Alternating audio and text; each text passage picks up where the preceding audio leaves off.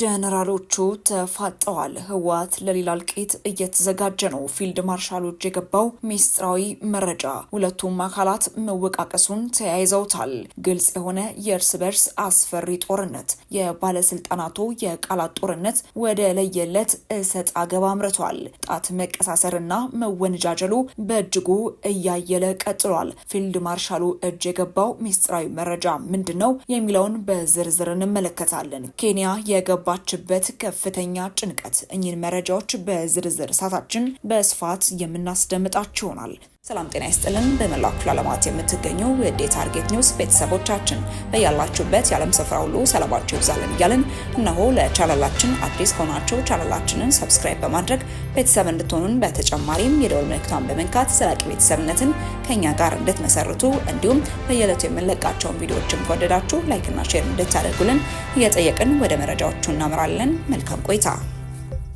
ህወሓት ለሌላ እልቂት እየተዘጋጀ ነው። ጀነራሉ እጅ የገባው ሚስጥራዊ መረጃ፣ ሰራዊቱ ለጦርነት እንዲዘጋጅ ጥብቅ የሆነ ትዕዛዝ ተሰጥቶታል። የኢትዮጵያ መንግስት ሌላ ዙር ጦርነት ለማካሄድ ግልጽ እንቅስቃሴ እያደረገ ነው የሚለው ሌላኛው የህወሓት ክስ፣ ህዝባዊ ወያኔ ሓርነት ትግራይ የኢትዮጵያ መንግስት ሌላ ዙር ጦርነት ለማካሄድ ግልጽ እንቅስቃሴ እያደረገ ነው ሲል ከሰሰ።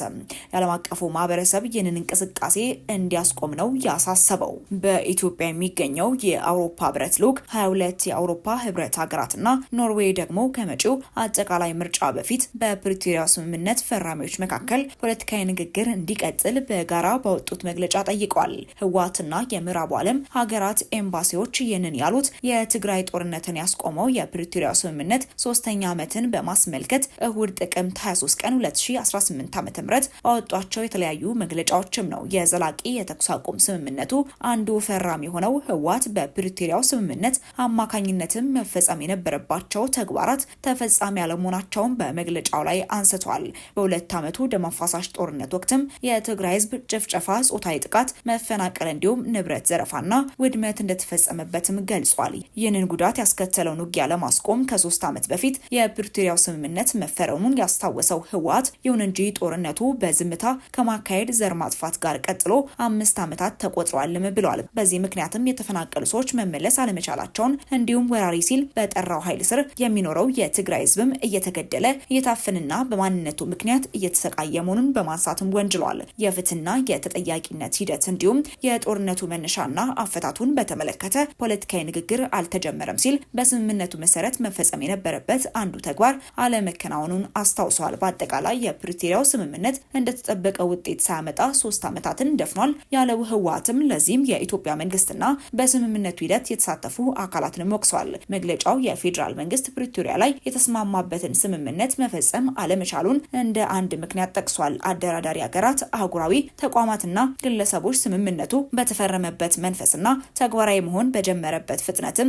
እንዲሄድ መከታተል ላይ ያሳዩት መዘናጋት ስምምነቱ በተሟላ ሁኔታ ላለመፈጸሙ አስተዋጽኦ ማድረጉንም አንስቷል። ህወሓት የፌዴራል መንግስት የተጣሉበትን ግዴታዎች ካለመፈጸሙም ባሻገር ስምምነቱን የሚጥሱ ተግባራት ላይ ተጠምዶ እንደሚገኝም በመግለጽም ከሷል። በትግራይ ህዝብና ብሔራዊ ተቋማት ላይ ተከታታይ የፕሮፓጋንዳ ዘመቻ እንዲሁም ስም ማጥፋት ማካሄድ ህወሓት በፌዴራል መንግስት ተፈጽሟል ያላቸው ተግባራትም ናቸው። የፌዴራል መንግስት ታጣቂዎችን በመመልመል በማሰልጠንና በማደራጀት የትግራይ ህዝብ እርስ በርሱ እንዲዋጋ እየሰራ ነው ሲልም ከሷል። ከዚህ አልፎም የፕሪቶሪያው ስምምነትን የሚያፈርስና ሌላ ዙር ጦርነት ለማካሄድ ግልጽ እንቅስቃሴ በማድረግ ላይ ይገኛል በማለትም በፌዴራል መንግስት ላይ ውንጀላን አቅርቧል። ህወሓት የፌዴራል መንግስት ሌላ ዙር ጦርነት ለመክፈት የሚያደርገው እንቅስቃሴ በሁሉ መልክ በጣም የከፋ ጉዳት እንደሚያስከትል በመጥቀስም አስጠንቅቋል። መንግስት በጦርነት የሚሟላ ፍላጎትም ሆነ የሚፈታ ልዩነትም እንደሌለ አውቆ የፕሪቶሪያው ስምምነት እንዲፈጸም ኃላፊነቱን እንዲወጣና ፖለቲካዊ ንግግርን እንደ መፍትሄ እንዲወስድም አሳስቧል።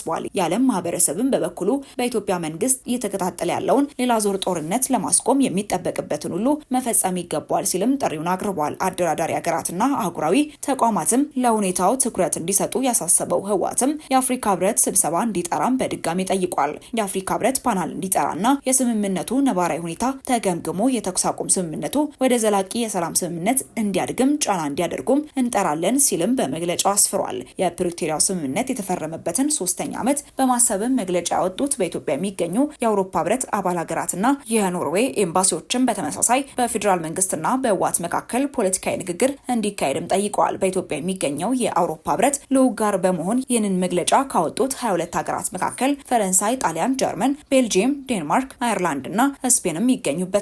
ሀገራቱ ስምምነቱ ከተፈረመ በኋላ ለተከናወኑት መሰረታዊ አገልግሎቶችን መመለስ፣ ሰብአዊ አቅርቦት መሻሻል እንዲሁም የትጥቅ ማስፈታት መበተንና መልሶ ማዋደድ መጀመር እውቅና እንደሚሰጡም አስታውቋል። በግጭት የተጠቁ የሀገሪቱ ክፍሎች ከቁስላቸው እንዲሽሩ እንዲሁም ፍትህ እንዲሰፍን ለማድረግ ተጠያቂነት መኖር፣ የሰብአዊ መብት መከበር በተለይም የሴቶችና የሴት ልጆች መብት መከበርና እርቅ አስፈላጊ መሆናቸውንም አስገንዝበዋል። ሀገሪቱ ውስጥ እየተካሄዱ ያሉ ግጭቶችን በውይይት እንዲፈቱ እንዲሁም ባለድርሻ አካላት ሁሉ በሀገራዊ ምክክር ሂደት ገንቢ በሆነ መንገድ እንዲሳተፉ እናበረታታለን ሲሉ ጥሪያቸውንም አቅርበዋል።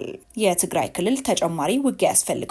ትግራይ የሚደረግ ውጊያ አላማ የለውም። አላማ የሌለው ውጊያ ደግሞ የተሳካ ይሁን ያልተሳካ ማረጋገጫ የለውም ሲሉ መንግስታቸው ሌላ ግጭት ውስጥ የመግባት ፍላጎት እንደሌለው ገልጸዋል። ውጊያ ይበቃል፣ አያስፈልግም፣ ግድ የለም ብትዋጉም አታሸንፉም፣ አይታችሁታል ያሉት አብይም የኢትዮጵያን መንግስት በኃይል መቀየር እንደማይቻልም ተናግረዋል። ታዲያ ይህንንም ተከትሎ ህወሓት ለሌላ እልቂት እየተዘጋጀ ነው፣ ሰራዊቱ ማንኛውን ጥቃት ለመመከት ተዘጋጅቷል ሲሉ ፊልድ ማርሻል ብርሃኑ ጁላም ተናግረዋል።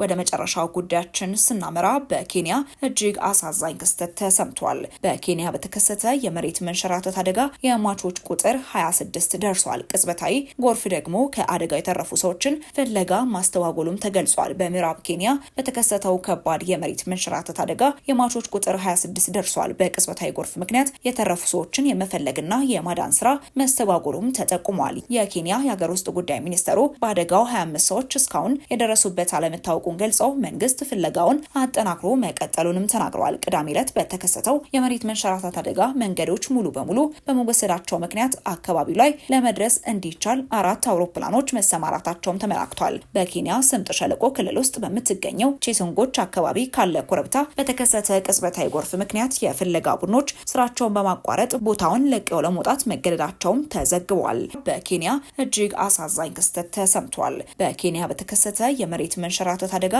የሟቾች ቁጥር 26 ደርሷል። ቅጽበታዊ ጎርፍ ደግሞ ከአደጋው የተረፉ ሰዎችን ፍለጋ ማስተዋወሉም ተገልጿል። በምዕራብ ኬንያ በተከሰተው ከባድ የመሬት መንሸራተት አደጋ የሟቾች ቁጥር 26 ደርሷል። በቅጽበታዊ ጎርፍ ምክንያት የተረፉ ሰዎችን የመፈለግና የማዳን ስራ መስተዋወሉም ተጠቁሟል። የኬንያ የሀገር ውስጥ ጉዳይ ሚኒስተሩ በአደጋው 25 ሰዎች እስካሁን የደረሱበት አለመታወቁን ገልጸው መንግስት ፍለጋውን አጠናክሮ መቀጠሉንም ተናግረዋል። ቅዳሜ ዕለት በተከሰተው የመሬት መንሸራተት አደጋ መንገዶች ሙሉ በሙሉ በመወሰዳቸው ምክንያት አካባቢው ላይ ለመድረስ እንዲቻል 4 አውሮፕላኖች መሰማራታቸውም ተመላክቷል። በኬንያ ስምጥ ሸለቆ ክልል ውስጥ በምትገኘው ቼሶንጎች አካባቢ ካለ ኮረብታ በተከሰተ ቅጽበታዊ ጎርፍ ምክንያት የፍለጋ ቡድኖች ስራቸውን በማቋረጥ ቦታውን ለቀው ለመውጣት መገደዳቸውም ተዘግቧል። ወደ ተመልካቾቻችን ለእሳቱ የነበረን መረጃ ይህንን ይመስል ነበር። አብራችሁን ስለነበራችሁ እጅግ አድርገን እናመሰግናለን። በቀጣይ እስክንገናኝ ድረስ መልካም ቆይታ።